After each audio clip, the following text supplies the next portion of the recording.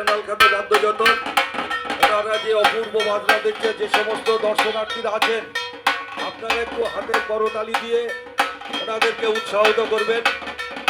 যে সমস্ত দর্শনার্থীরা আছেন আপনারা একটু হাতের করতালি দিয়ে উৎসাহিত করবেন। মহাপ্রভু ঢাকি সম্প্রদায় যে বাদ্যযন্ত্র আমাদের কালী মন্দিরের সামনে সকাল থেকে বাদ্যযন্ত্র বাজালেন, আপনারা আমাদের শেষ বাজনা চলছে, আপনারা হাতের করতালি দিয়ে একটু উৎসাহিত করবেন।